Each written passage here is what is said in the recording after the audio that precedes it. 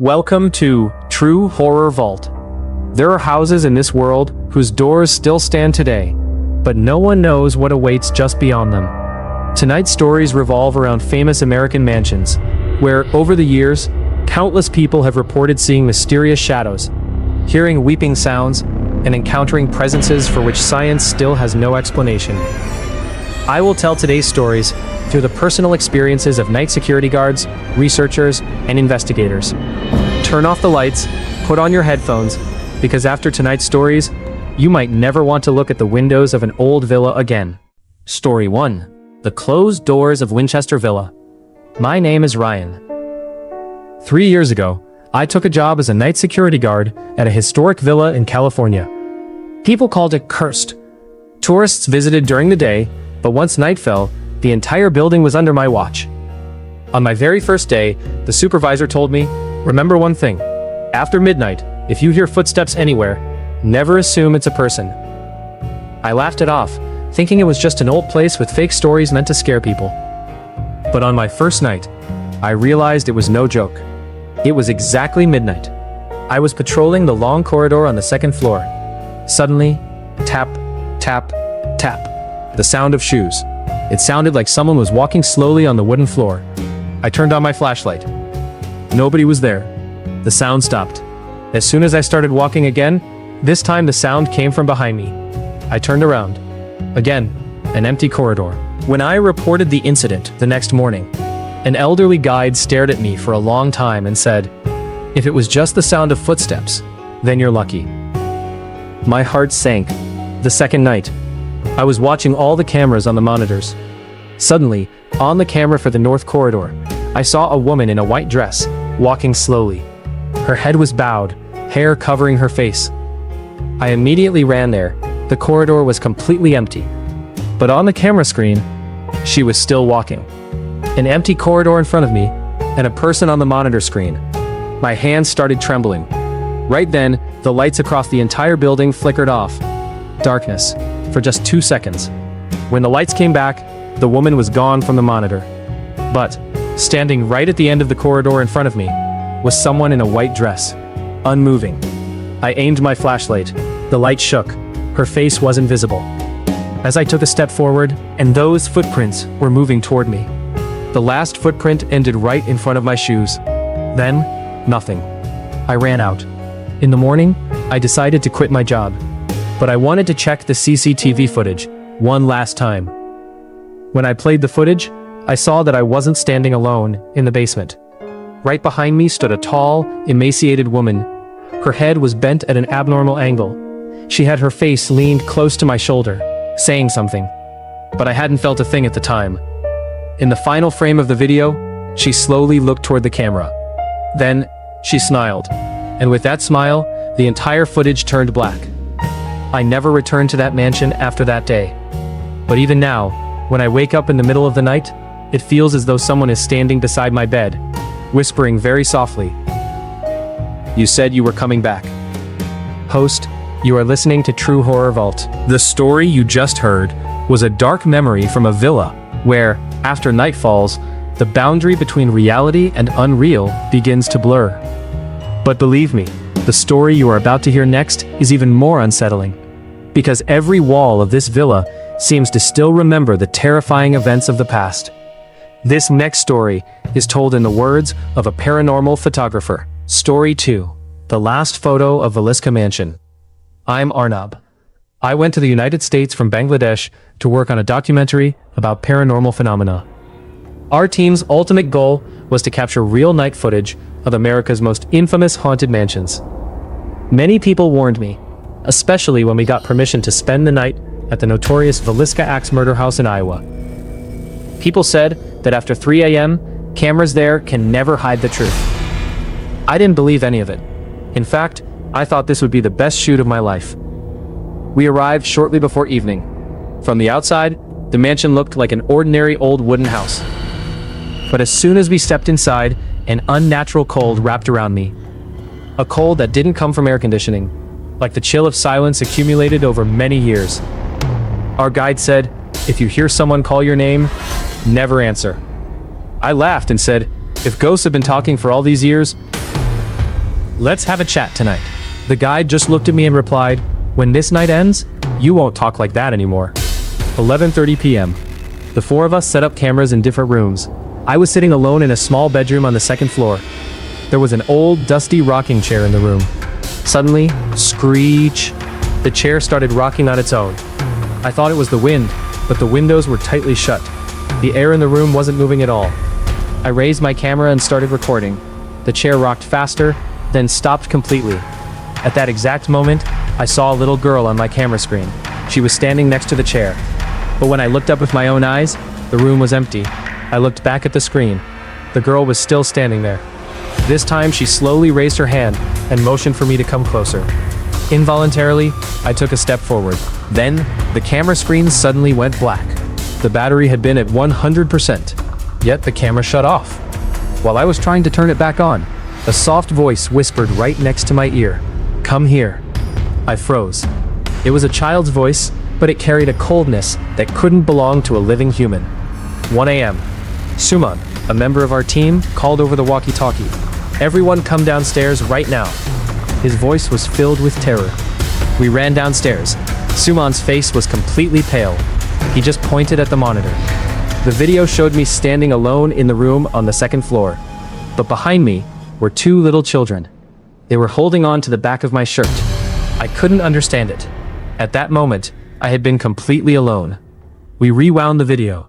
The two children weren't in the frame initially. They had slowly stepped out from the darkness behind me. We decided to leave before the night ended. As we were packing up all the cameras, every door in the house suddenly slammed shut at once. Bam! Bam! Bam! We ran to the main door. It wouldn't budge. All four of us pulled with all our strength, but it wouldn't open. Right then, heavy footsteps came from upstairs.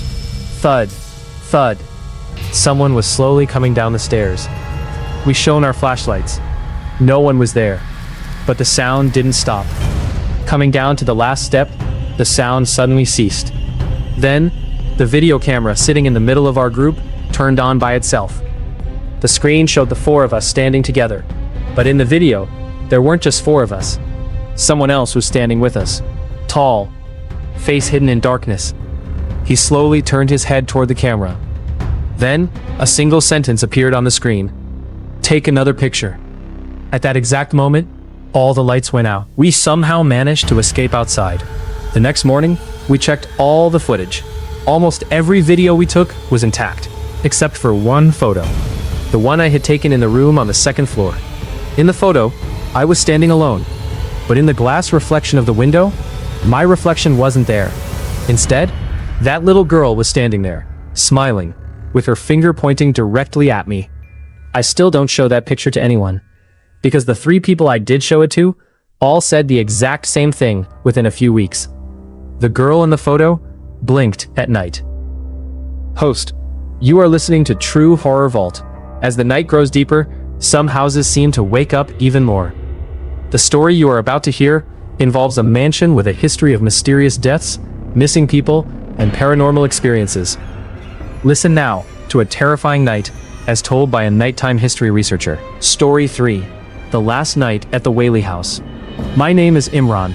I used to conduct research on historic structures in the United States. Old houses, abandoned churches, century-old graveyards. Spending the night in these places was nothing new to me. But after entering that famous mansion in San Diego, I felt like the house somehow recognized me. Standing just inside the entrance, my chest felt heavy for no apparent reason. The caretaker told me, there's one rule. After 2 a.m., if you see a gentleman in a black coat walking in the corridor, do not look into his eyes. I smiled and said, if I see him, I'll just greet him and move on. He didn't reply. He only said very softly, if we meet in the morning, we'll talk then. 1 a.m. I was sitting in the library reading old documents. There was such a deep silence around me that I could clearly hear my own breathing. Suddenly, it sounded as if someone was dragging something heavy on the floor above. Scritch, scritch. I took my flashlight and went up the stairs. Upon reaching the top, the sound stopped, but a door at the end of the corridor slowly opened by itself. I stepped inside. The room was completely empty, but written in the dust on the wall were the words, "Go back." I touched it with my hand. The dust was still unsettled. meaning someone had written those words just moments ago. 2:05 a.m. I was walking back downstairs. Right then, a man slowly walked past my right side. Tall, black coat, an old hat on his head. His footsteps made a sound, but he cast no shadow. I remembered the caretaker's warning. I kept my eyes lowered and stood still. The man passed by me. He whispered very softly near my ear, "You're too late." The hair on my entire body stood up. I ran to the main hall. There, the old piano was playing by itself.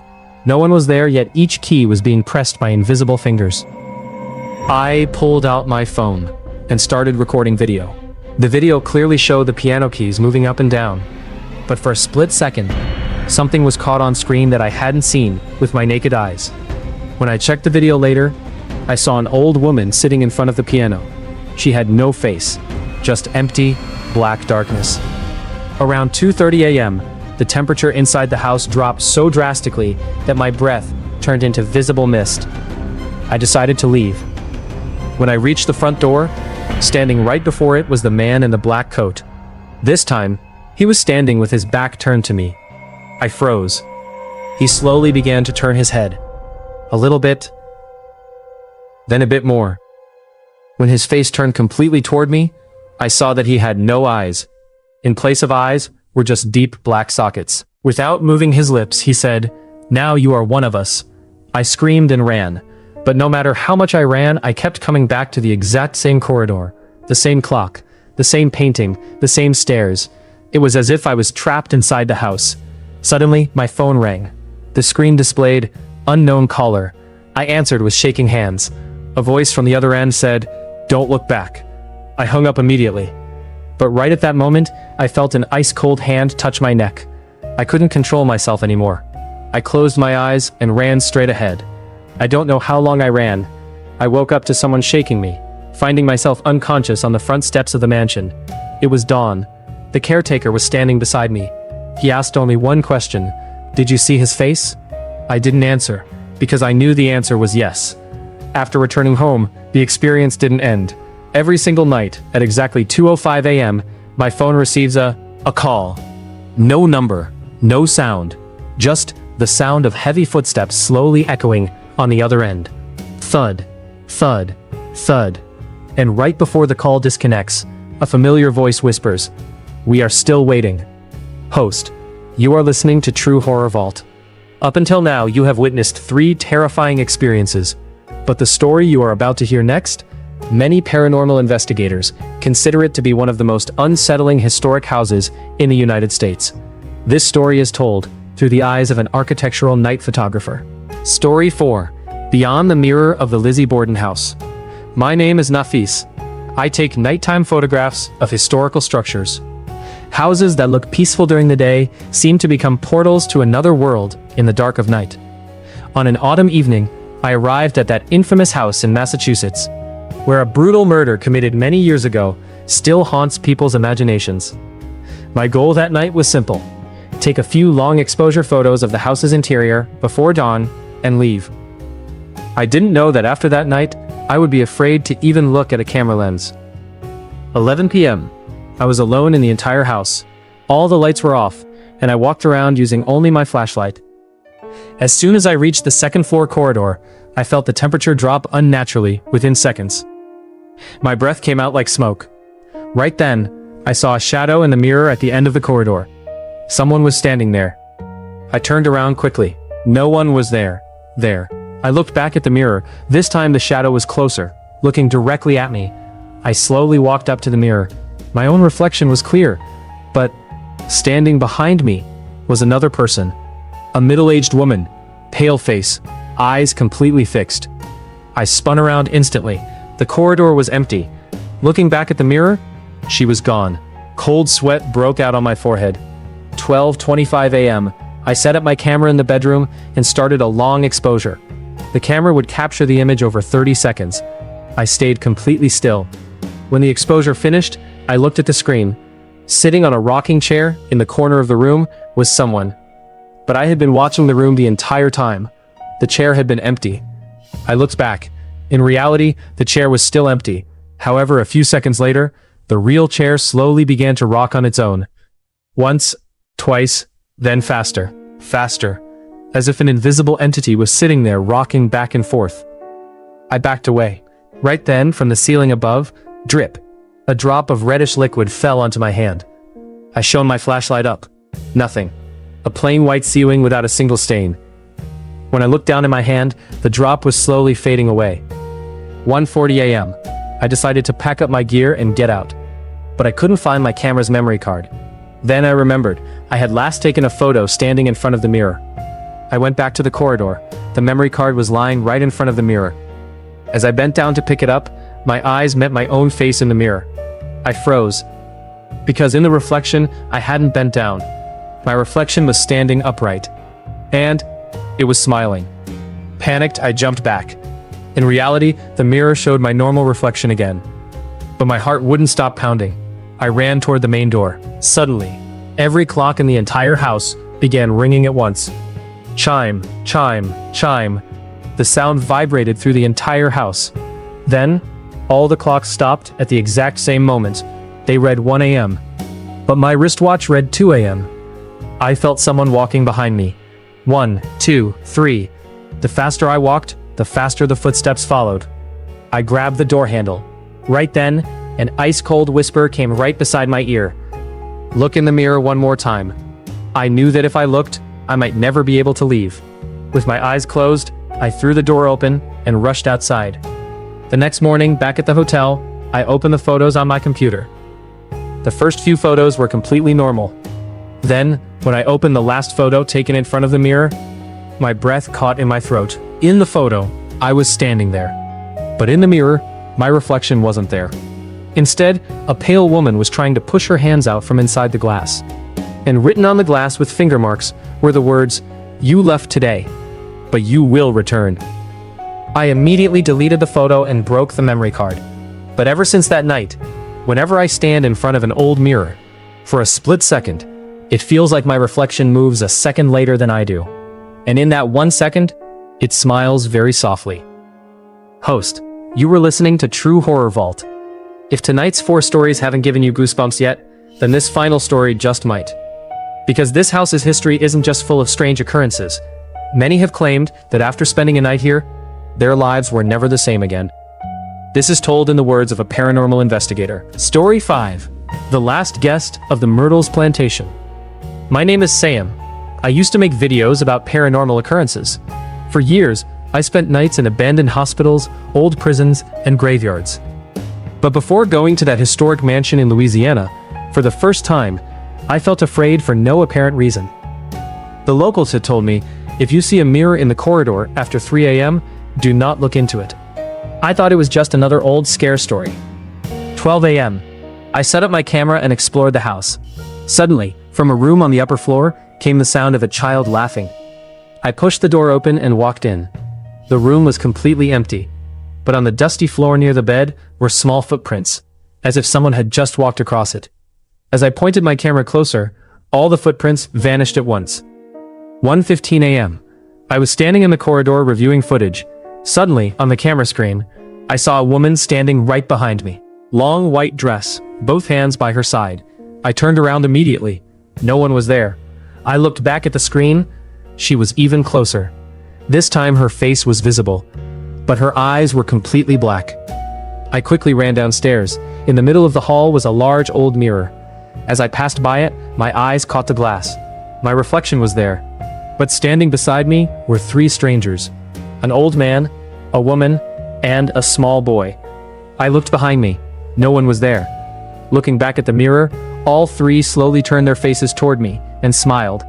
Then they raised their hands together, as if beckoning me to come. I tried to run outside.